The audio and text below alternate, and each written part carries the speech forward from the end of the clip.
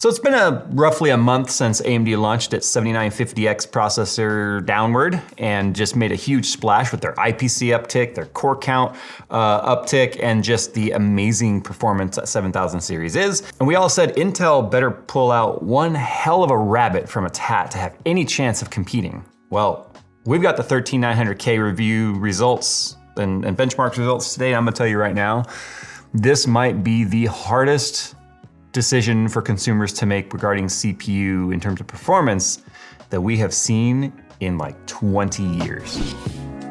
Today's video is brought to you by the J2Sense merch store. We got t-shirts and gaming mats and mugs and all that kind of stuff. So whenever you go buy our stuff, we don't have to put other ads here and other annoying crap. So go buy our stuff. All right, so up first today, we are talking about the Ryzen 9 7950X flagship mainstream processor for AMD versus Intel's 13900K 13th gen processor from Intel. It's interesting, when you talk about CPU tests, especially for gamers, when we do all this computational testing, for the most part, for most consumers, it's not really that important to people. Especially if you're a gamer, you're like, what's the max FPS I can get with this CPU if I introduce a bottlenecking situation, which is why the 5800X3D from AMD became such an amazing processor because of the uplift they were able to get in performance just with the 3D V-cache available on the CPU. Now, when we're talking about 13900K, there are two very different approaches to how these CPUs are achieving the performance that they are. For instance, when Zen first came out, AMD really adopted the whole idea of scalable chiplet design.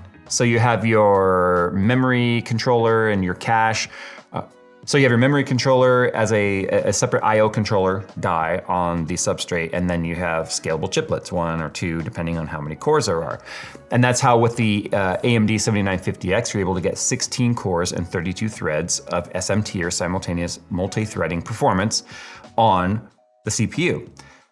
On Intel, however, instead of, the irony though of Intel now somewhat also using a chiplet design, although they're not separated on the substrate like they are with AMD.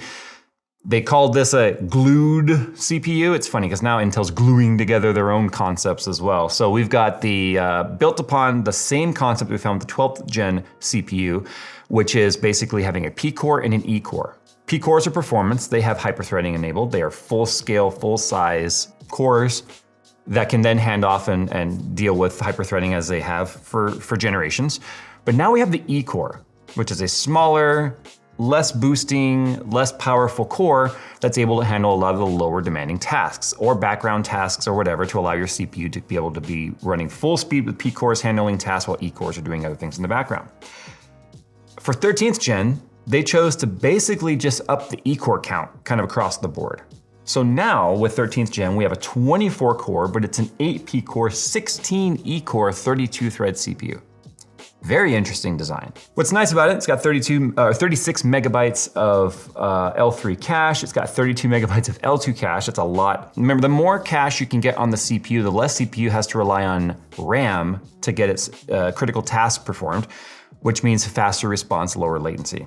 Although it is using DDR4 and DDR5 because 13th gen is backwards compatible with Z690 motherboards. For this test, we chose the Z790 motherboard to make sure that we were not somehow not allowing the CPU to have access to any of its technology or any of its chipset features that would maybe somehow hinder its performance.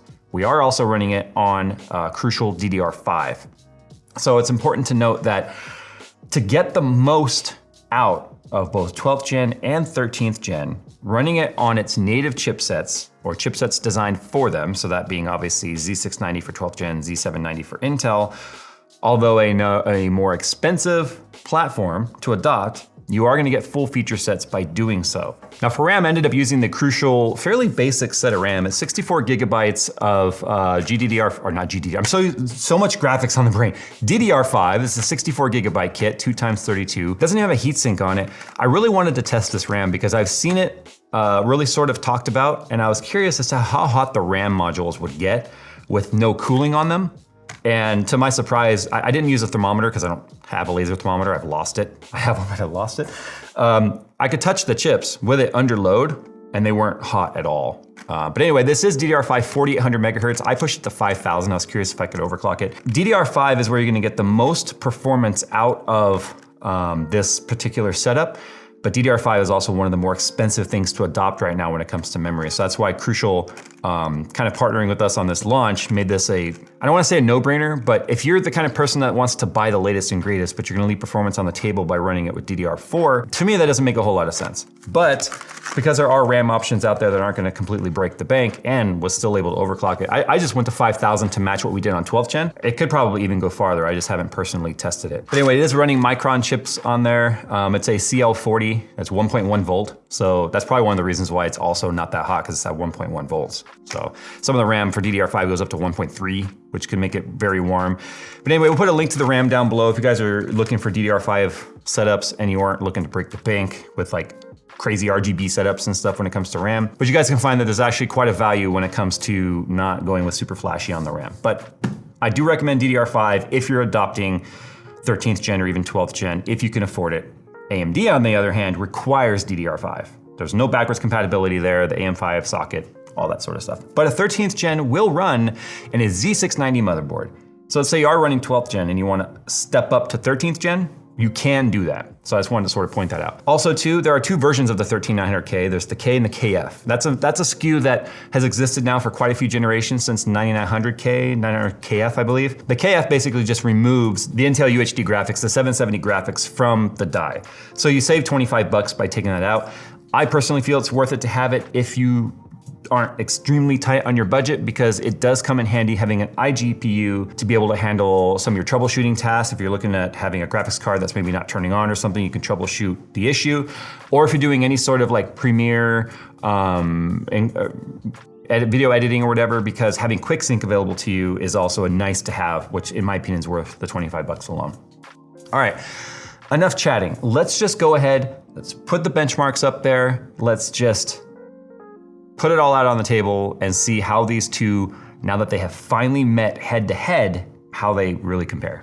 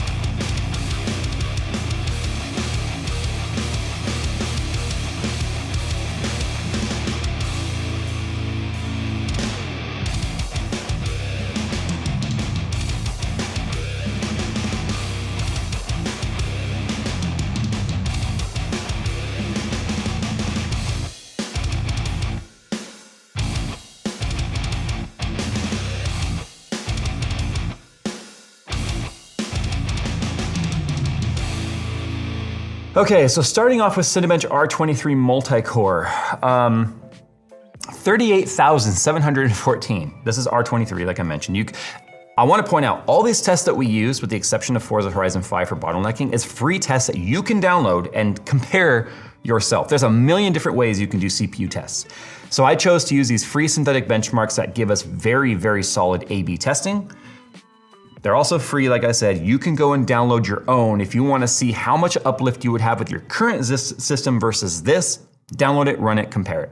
Also too, these are obviously fresh OSs with no background tasks, all updates performed to make sure that all of the overhead to the CPU is available without OS getting involved in slowing anything down. So a 38,714 in R23 multi-core versus a 38,051 on AMD. Now the reason for this test scales very heavily with core speed. Also, none of these tests are very RAM intensive at all. So you'll notice there's a faster DDR5 available to the Expo RAM that we were sent. AM5, we're only testing Expo at this moment, so all the Expo RAM available to it is 6,000 megahertz that we've received. So that's why you're seeing a 1 gigahertz differential between Intel and AMD. I can tell you right now, I did also test it with 6,000 megahertz RAM on here, and there was zero difference whatsoever in any of these tests, even the bottlenecking test to the CPU, by running that level of overhead. That's because these particular tests they're not RAM intensive, they are straight up CPU core intensive. But R23 scales very well with clock speed. Now, the all-core overclock with turbo velocity boost and all limits enabled, you'll notice this is the board we used right here. This is the ROG Strix Z790. Asus is still sending their motherboard's default RAM or BIOS settings to auto enhance. We don't want auto enhance features on when we're doing A/B testing because that means Asus starts using its logic on how the CPU should perform, not Intel's. So we go in there and we disable all of the auto overclocking, all of the auto limit removal and all that. We just go enforce all Intel limits, all turbo timers, all turbo velocity boost algorithms, all of that is enabled, by the way. So important to note that if you're doing your own comparison on Asus motherboards, turn those features off if you want to see the way Intel intended for the CPU to perform. So because of that, the Intel 13900K was boosting up to 5.5 gigahertz all core for about 5 to 10 seconds, and then starts to come down, and where we land is a 5.3 gigahertz all core on the P core, and it goes all the way up to 4.3 gigahertz on the E cores, dropping down to a 4.1 gigahertz E core once turbo velocity boost or thermal velocity boost has subsided and it's gone back to its limits because of the fact that when they boost up as high as they did, the up to 5.5 and up to 5.3, which we got for a moment, the temps go up with it. So 13th gen without the limits gets very hot. We'll talk about that in a moment. But those core clocks are higher than you get with AMD 7950X. So AMD 7950X lands at about a 5.1 gigahertz all-core average. Because remember, these are all P cores essentially inside the AMD CPU.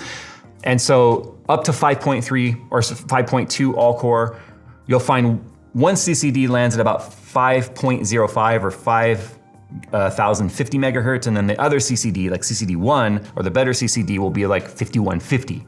So then the average is about 5.1. You're not getting the full 5.2. Just like with Intel, it comes down slightly. But the huge uplift of the 3.7, 3.8 E-core frequency up to 4.2, and then having double, that's where you're getting this performance uplift versus 12th gen. 12th gen's 27,566. It's like over 10,000 points higher. Again, 8 more E-cores and 500 megahertz higher on average with those E-cores. That's where we're getting the major uplift here in performance. So Cinebench R23, the win obviously goes to Intel on that one. If we talk about single core though, 2,259 on the 13900 versus a 2,013 on the 7950X. The reason for that is just clock speed. The Intel went to 5.8 gigahertz and stayed there. The AMD goes up to 5.8, but then we see it sort of fluctuate, 5.6, 5.8, 5.6, 5.7, 5.6, 5.8, and it hands off the CPU a lot, the task. Whereas Intel kind of just went back and forth between 2 cores and sort of stayed there. So having an average higher frequency and much better, I don't know how, but much better IPC on 13th gen versus 12th gen is how we were able to get this clock speed lift. Now, Cinebench has always been pretty good at just really utilizing the AVX instruction sets available on Intel. Remember, what we found with the 7950X is instead of running an AVX 512, it runs an AVX 256 twice. So it's basically running AVX 256 per CCD, whereas Intel is just running the true ATX 512. So that's where you're noticing a lot of that performance differential on Cinebench. So it's just the way the test is designed. Geekbench, that single core performance win actually went to the 7950X by about 40 points. really what you should take away from this is they are trading blows depending on the test. 12th gen, man, it's like, hey guys, wait for me. And 12th gen was actually pretty fast. The multi-core though, once again, went to Intel, and that's because of the overall higher clocks. On average. Now, Blender Benchmark is essentially a ray tracing test, to be honest, as most of these type of renderings are though, but it's just ray tracing light samples. And so the more samples, the better. The 7950X just handedly beat the 13th gen. 13th gen, as you can compare versus 12th gen though, quite a ways ahead. 297 versus 277. So about 10% up on the AMD system. Same thing with Junk Shop, 178 versus a 163 in terms of scene samples. Classroom, once again, 139 versus 128. So on average, it's just faster. Poor 12th gen down there going, don't forget about me, I'm only a half gen old. I came out within a year, don't forget about me. Okay, 3D Mark Time Spy Extreme, just a CPU test. Very close, although Intel edged it out. Once again, it's about it being able to just overall, on average, keep higher clock speeds. Now this is because the IPC on these two CPUs are so close. It's just about who can keep the average clock speed higher longer. And you would think those E-cores would be sort of a detriment to Intel, but if the application is very multi-threaded, it can definitely make use of those E-cores. So a 13258 versus a 13029. 12th gen's 9272 going, wait a minute. Remember, the 12th gen though is a 24 thread CPU. So it is 8 threads behind, again, E-core threads. We basically added a whole E-core CPU to the 13th gen, essentially what happened. IPC test though, a 1978 versus an 1806 on the 7950X. I know I said a moment ago that they were higher, that they were closer together. I was actually referring to the 12th gen in my brain, going they were close, but it's actually quite a bit ahead of AMD. 1806 versus a 1978 of the CPUs locked at 5 gigahertz. So what we do to do our IPC test, if you're wondering how we do this, is we go in and make sure all limits are enabled, but we lock the CPUs to 5 gigahertz. And this is the first time we've ever been able to do that with AMD, because even single core, we were having a hard time getting 5 gigahertz stable on Ryzen. 5000 series was able to do it, but 3000, 2000, 1000 was nowhere near it. They were barely able to hit like 442. And then we run the single core thread in Cinebench, and then we compare the score. So at 5 gigahertz locked, the Intel CPU's IPC is fairly significantly higher than AMD's. So by being able to keep the average clock speed higher on Intel, plus having better IPC, is why you're seeing in those very multi-threaded tests a win for Intel. Handbrake transcode, that's where that really just shows. 79 seconds versus 84, and then the 12th gen, as you can see, is the slowest at 97. If we take a look now at our bottleneck test, this is where gamers are gonna care. Average GPU, this is Forza Horizon 5, which gives us an average GPU, an average CPU render, and an average CPU simulation. So the CPU has to handle multiple things. It has to run the simulation. It has to also have CPU rendering when it comes to the things that it's rendering in the scene, and then the GPU is actually handling all of the post-processing and all that stuff. So the higher the FPS from the GPU, the harder it is on the CPU to draw those frames in a consistent frame rate, or a consistent frame pacing, I should say, the amount of milliseconds between each frame draw. Now, we use the 3090 Ti. I would have used the 4090 for the initial test for AMD, but the problem was that 40 series wasn't launched yet. So doing this with a 4090 would show even bigger gap probably. But if we take a look at all of it, CPU render and GPU render, it is slightly faster on Intel than it is on AMD. And that's, again, the IPC and the clock speed average. They're not different enough in this particular test though for me to say, oh, if you don't go with an Intel CPU, you're totally bottlenecking your GPU, which is something I would have said in the past, like 3000 series, 2000 series Ryzen. Today, at least this particular bottlenecking test, which we run a 1080p, very low, all settings down to low to run as much frames as we can, I would tell you that you could go with either of these generations of CPU, 7000 series or 13th gen, and have an amazing gaming experience. In fact, if you're on a 5800 X3D right now and all you care about is gaming, then 7000 series wouldn't even be that interesting to you yet until the new V3D cache CPUs come out, then it would matter. But fun fact, I have the 522.25 driver on there, which is the latest driver, which gives huge DX12 uplift for NVIDIA, like across the board. So I had to go back and uninstall it because I forgot I did auto install. I had to run back to 517.43, which was the same driver I ran on the AMD test and the 12th gen test, and everything came down on the CPU. Or the GPU average. In fact, my GPU average was like 409, from 365 to 409. So the big story here that we should be talking about is if you're not running 522.25 and you have an NVIDIA GPU, you're leaving free performance on the table. Now there's another thing we have to talk about here, and that's gonna be power consumption and temperatures.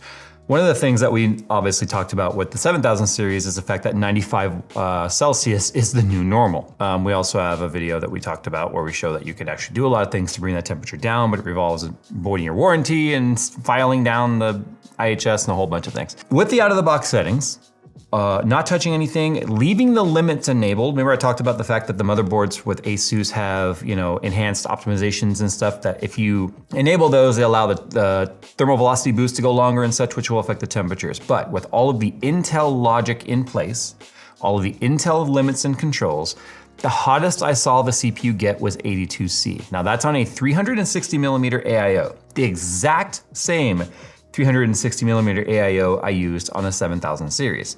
So I moved it from one platform to the other, so we had the identical cooling solution to see how well it was able to handle it.